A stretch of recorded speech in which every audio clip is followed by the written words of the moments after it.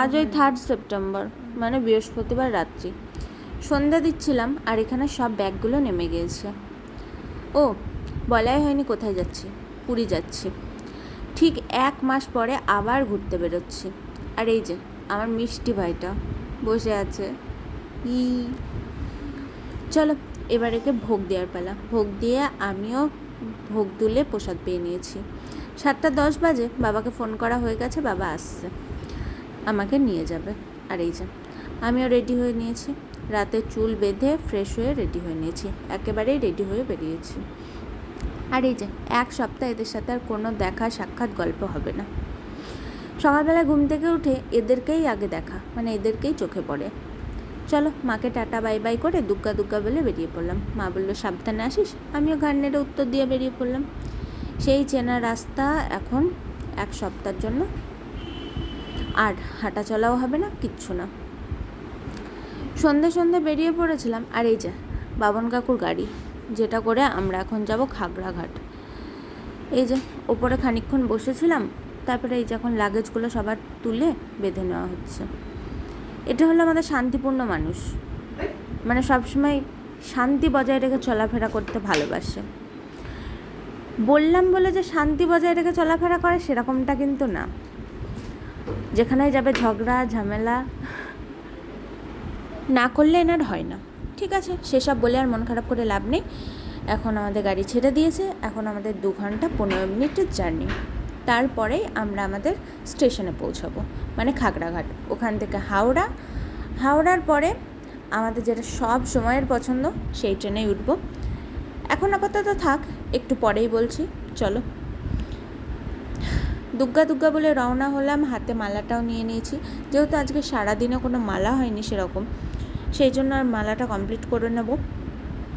রিয়ার তো একেবারে হাত দিয়ে ধরেনি নাকি। এই যে এখন বাজে ওই 8:16 মতো, প্রায় কাছাকাছি চলেই এসছি। এই যে চারিদিকটা রাত্রিবেলা দেখতে দেখতে যাচ্ছি। দিনের বেলায় যতটা না সুন্দর লাগে, রাত্রিবেলায় তার থেকে বেশি সুন্দর লাগে, কারণ চারিদিকে প্রচুর পরিমাণে আলো থাকে। আর চলতি গাড়িতে বাইরের পরিবেশ দেখতে আমার আরও সুন্দর লাগে। প্রায় কাছাকাছি চলে এসেছি, ওই ঢুকবো। এই যে আজ একটা নতুন রাস্তা দিয়ে কাকু নিয়ে যাবে, যেটা আমি চিনিই না। সেটা হলো চুয়াপুরের মধ্যে দিয়ে মেডিকেল কলেজের পাশ দিয়ে ঢুকছি। আর এটা হলো আমাদের বহরমপুরের ওভারব্রিজটা। যাই হোক, বহরমপুরে সেরকম আমি কিছু চিনি না, তাও আমাকে কত কথা শুনতে হয়। যাকে সেসব কথা বাদ দিই, কারণ মানুষ জাজ করতেই ভালোবাসে। অন্যের পরিস্থিতিতে থেকে নিজেকে দাঁড় করিয়ে সেই জায়গায় দেখাটা মানুষ হয়তো শেখেনি। যাকে এসব বলে মন খারাপ করে লাভ নেই। একটা ভালো জায়গায় যাচ্ছি, মনে আনন্দ নিয়ে ঘুরবো। গোপাল এখানে ঘুমিয়ে গেছে। আর এই আমাদের গার্লস কলেজ। যতই বলি যে মনে আনন্দ নিয়ে ঘুরবো, তবুও কিছু মানুষের কথাতে না মনে খুব আঘাত লাগে। বারবার চুপ করে সহ্য করতে করতে না ক্লান্ত হয়ে পড়ি। আর এটা হলো লালদিঘি।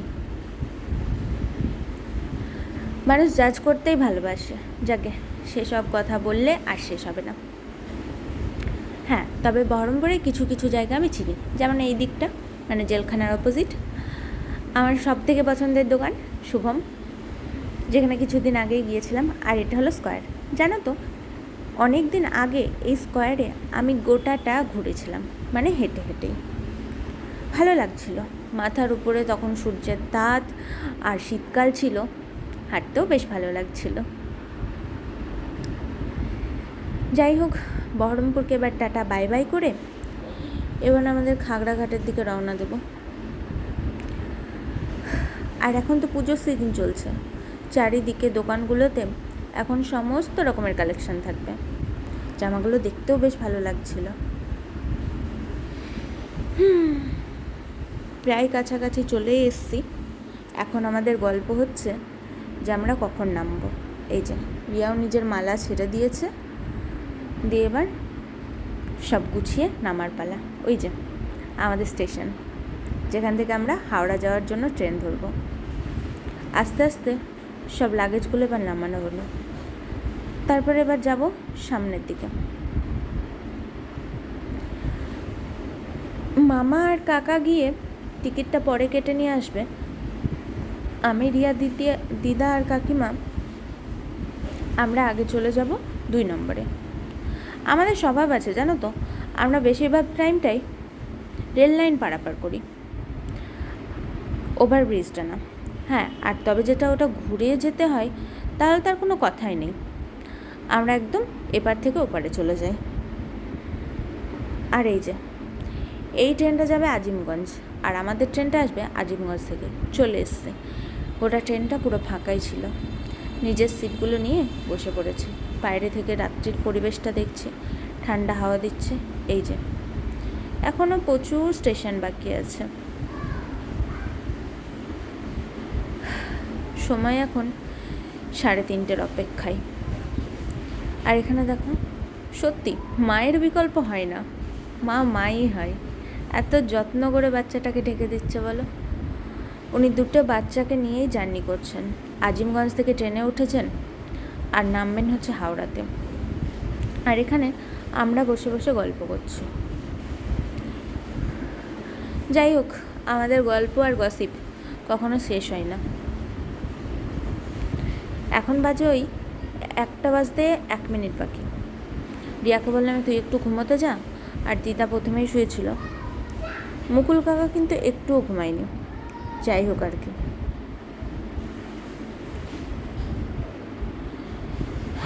এখানে এই লাইটগুলো টিপটিপ করে জ্বলাতে মনে হচ্ছে যেন ভুতুরে স্টেশন। আর প্রত্যেকটা স্টেশনে সেরকম তো লোকও নেই, যেহেতু একদম রাতের ট্রেন। আর এই যে কথা বলতে বলতে প্রায় ঢুকবো, মানে আর কয়েক মুহূর্তের অপেক্ষা, চলেই এসেছি বলতে গেলে। ওই যে হাওড়া, এবার এখান থেকে ট্রেন ধরার বেলা। তবে জানো তো, আমাদের 1-এ নামাবে আর 20-তে যেতে হবে। মনে পড়ছে 1 মাস আগে যে স্টেশন থেকে আমার ব্লগ দেখেছিলে? আজ ঠিক 1 মাস পরে আবার সেই স্টেশনে আসলাম। রাত্রিবেলায় বৃষ্টি হয়েছে এই দিকটায়, প্রচণ্ড পরিমাণে ওয়েদারটা খারাপ ছিল তো। যাই হোক, কিছু করার নেই। এখন আমরা যাচ্ছি আর একটা প্ল্যাটফর্মে। ওই প্ল্যাটফর্ম থেকে বেরিয়ে এনাদেরকে জিজ্ঞাসা করে এখন আমরা যাচ্ছি আর একটা প্ল্যাটফর্মে।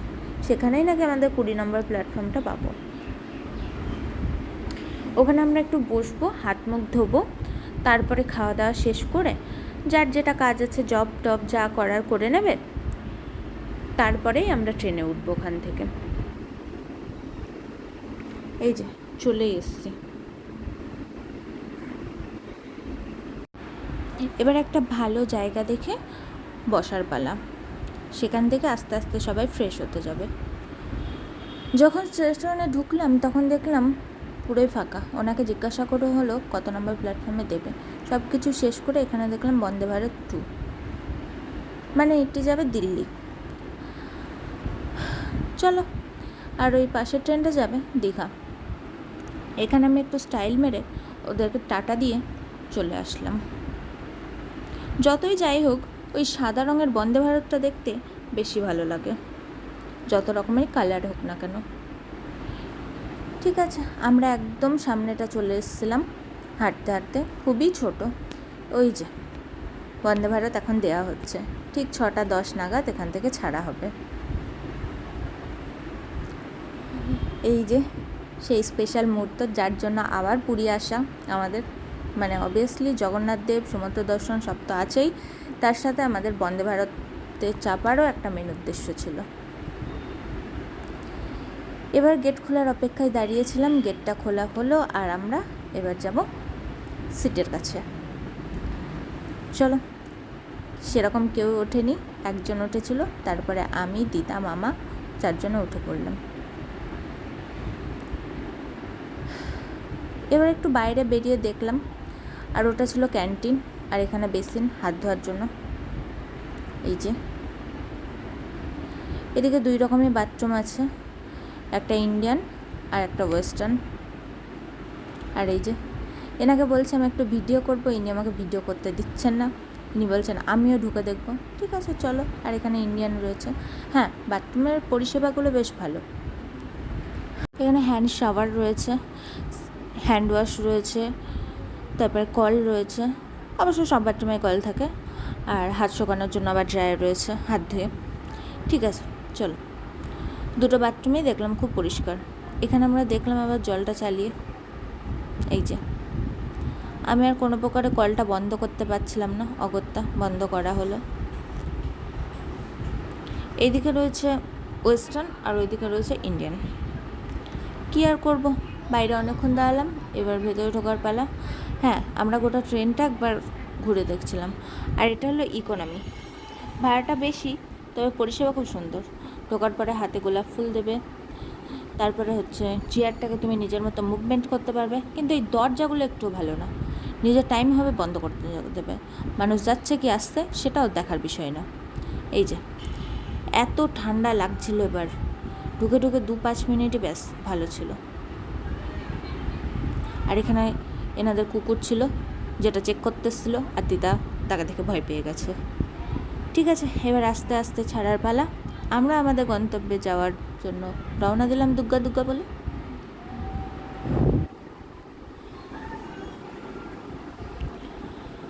খানিকক্ষণ পরে আমরা অনেকগুলো রিলস বানাবো।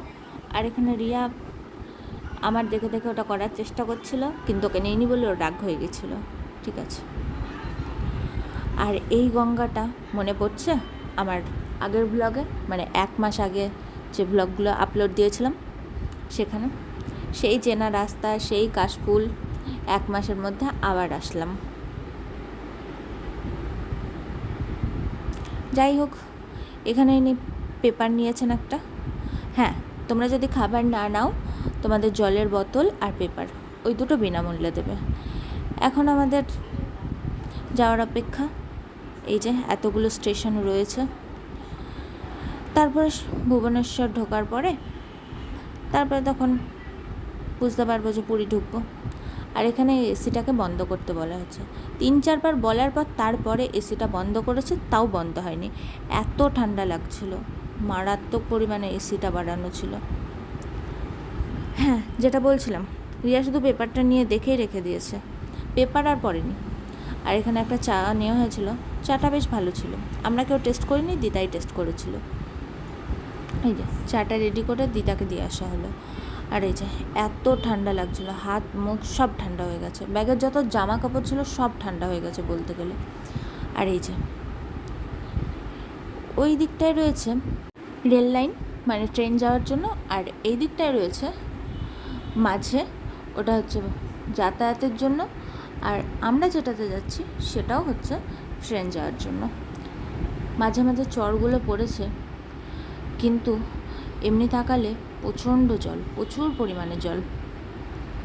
যাই হোক, মাঝে মাঝে এরকম নদী সমুদ্র দেখতে বেশ ভালো লাগে। তবে সমুদ্র এখন পাবো না, তবে এসেই প্রথমে সমুদ্র দর্শনেই যাব। আর এই যে এই বন্দুকগুলো দেখো, আমার আর রিয়ার খুব ইচ্ছা এগুলো নিয়ে একবার ছবি তোলার, কিন্তু এই যে রুলস ইজ রুলস, দেবে না ওরা। এবার আমাদের গন্তব্যতে প্রায় এসে গেছি। আর এই যে এবার ব্যাগগুলো নামিয়েছি, এবার স্টেশনে ঢোকার পালা। বন্দে ভারতে সবই ভালো হলেও কয়েক টাকা আমরা স্লিপার দেওয়াই যেত। যাই হোক, ওইগুলো দিলে আরও বেশি ভালো লাগতো। ঠিক আছে, এই যে স্টেশনে চলে এসেছি আমরা। এবার কাকু কাকিমার জন্য অপেক্ষা করছিলাম, সবাই চলে এসছে। এবার স্টেশনের বাইরে বেরিয়ে এসছি। ওখান থেকে অটো ধরে আমরা এবার গম্ভীরা এসেছি। গম্ভীরার প্রচুর কাহিনী রয়েছে। ঘরে গিয়ে ফ্রেশ ট্রেশ হয়ে এবার আমরা বেরোবো। জগন্নাথ মন্দিরে যাব, তো সেখানে তো ফোন নিয়ে যাওয়ার অ্যালাউ নেই।